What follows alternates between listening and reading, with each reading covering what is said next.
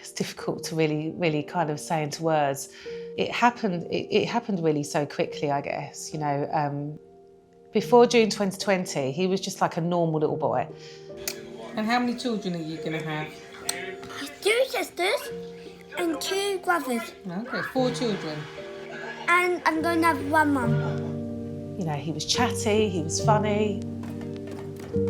Until one day he then had a seizure. The first time you watch your child go through a seizure, you just feel absolutely helpless. To then become acclimatised to having to deal with your child having multiple seizures and those seizures becoming more and more violent and more aggressive. And he was then having another seizure before he'd recovered from the first seizure. And we were just caught in this like vicious circle of seizures and medication side effects. And slowly but surely, this really happy, chatty, you know, incredibly funny little boy was losing his personality right in front of you. And every now and then you'd get glimpses of the old Leo kind of shining through in this fog of drugs and seizure-related activity that was happening. And there's a video of him on his 11th birthday. He could barely, he could barely string a sentence together. You know, he came from being, you know, perfectly normal little boy to being barely able to even know what was going on around him. So.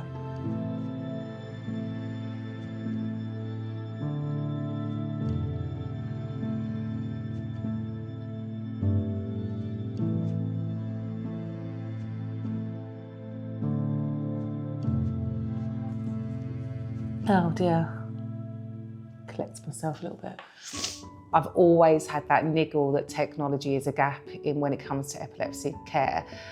I think the point when I got called, can you drive to the hospital to collect a paper seizure diary and then complete that paper seizure diary, that was the bit where the penny dropped, where I thought, this is ridiculous. You know, I can't change what happened to Leo, but what I can do is try and use the platform that I've got available to me in terms of my business contacts and my business world to try our best.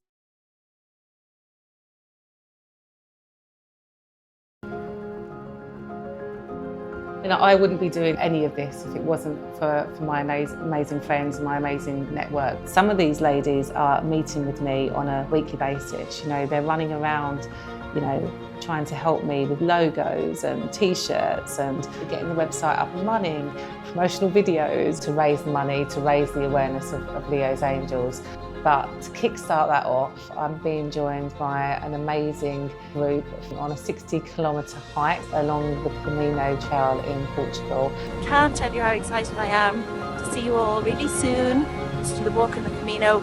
I'm so looking forward to getting behind this. To have that as a collective behind Leo's Angels, I believe that it could be extraordinary.